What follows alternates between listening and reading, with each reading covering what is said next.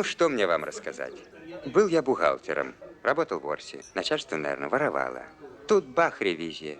И мне, естественно, намотали. После удачных печек-лавочек Василий Шукшин захотел запустить в производство фильм о Степане Разине. Он стучался во многие кабинеты, даже писал в ЦК, но нигде не мог получить однозначный ответ, берут картину в работу или нет. Тогда Шукшин пришел на Мосфильм, где с ним заключили договор о выпуске сначала фильма о советской действительности и предложили экранизировать его же повесть. И, хотя вокруг сценария было много споров на тему, стоит ли делать героем уголовника и не будет ли фильм антисоветским, и бюджет режиссеру был выделен минимальный, Шукшин загорелся идеей снять этот фильм.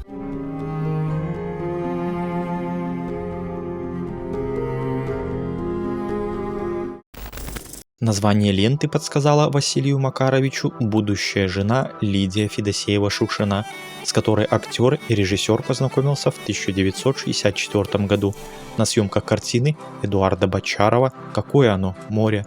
26-летняя русская красавица во время первого свидания с сибирским самородком, как называли Шукшина, спела ему песню «Калина красная». Фильм этот давно разошелся на цитаты. Вот некоторые из них. А попал по недоразумению. случайно. И сколько сейчас дают за недоразумение? 5. Мало. Раньше больше давали. Народ для разврату собрался. Я нервничаю, потому что мне деньги жгут ляжку. 100 листов, их же надо взлохматить.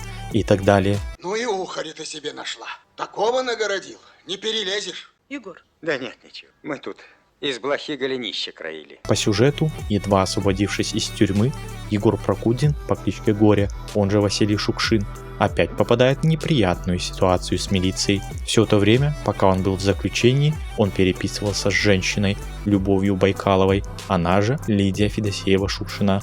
Освободившись, Егор едет к ней знакомиться.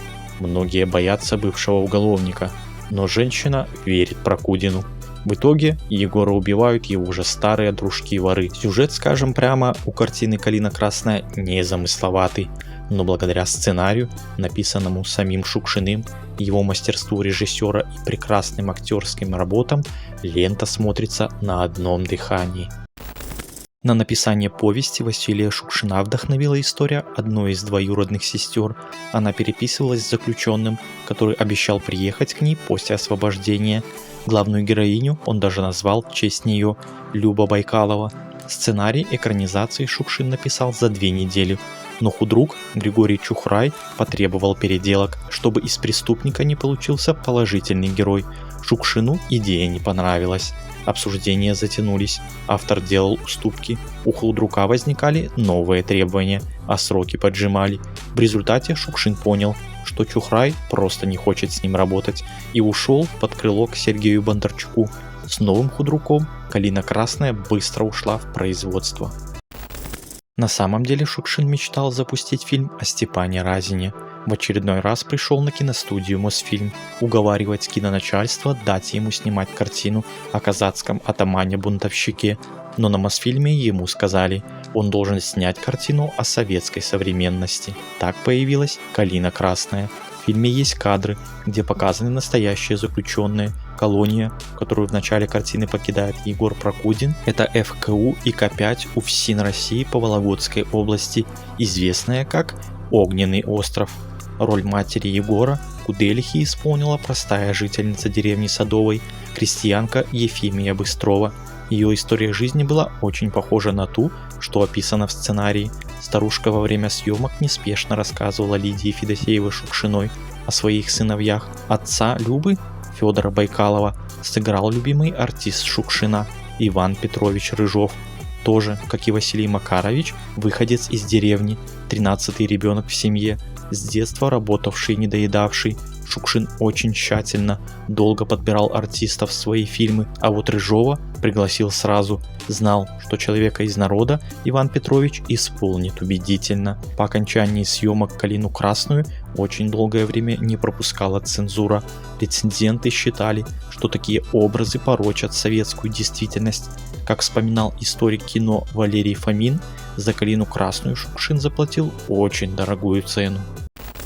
На роль Люсьена режиссер хотел пригласить Людмилу Гурченко. Многое в образе этой подруги из криминального мира было списано с актрисы.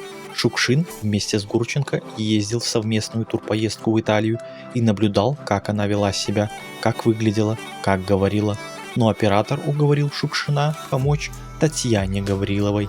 Из-за пристрастия к алкоголю от нее стали отказываться все режиссеры, и ситуация была сложной.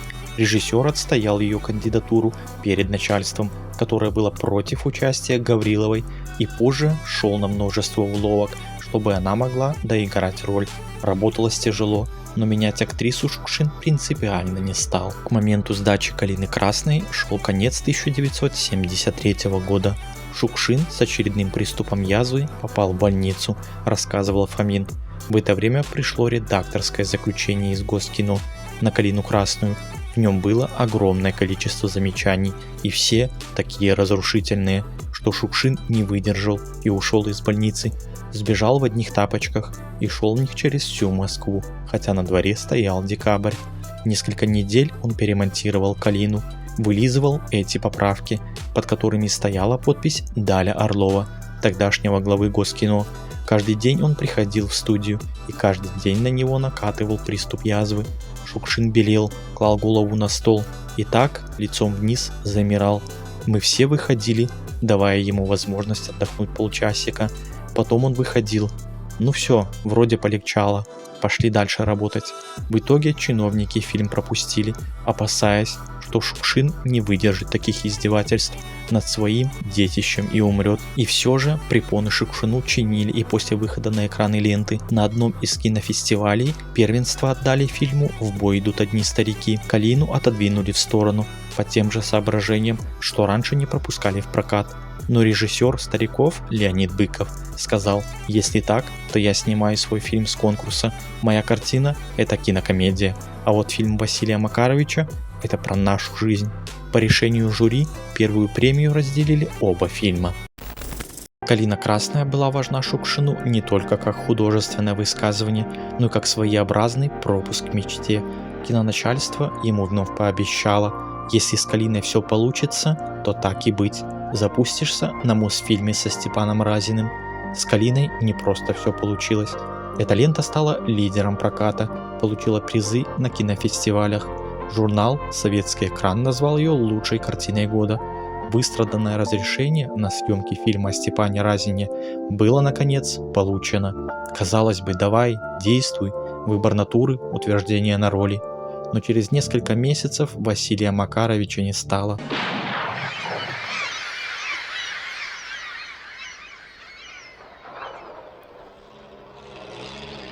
Но, слезы мужиков гоняя, он пулю в животе понес, припал к земле, как верный пес, а рядом куст калины рос. «Калина красная такая», напишет позже Высоцкий в стихотворении на смерть Шукшина. А люди, пришедшие тогда на Новодевичье кладбище проводить Шукшина в последний путь, несли в руках ветки, на которых пламенели ягоды калины.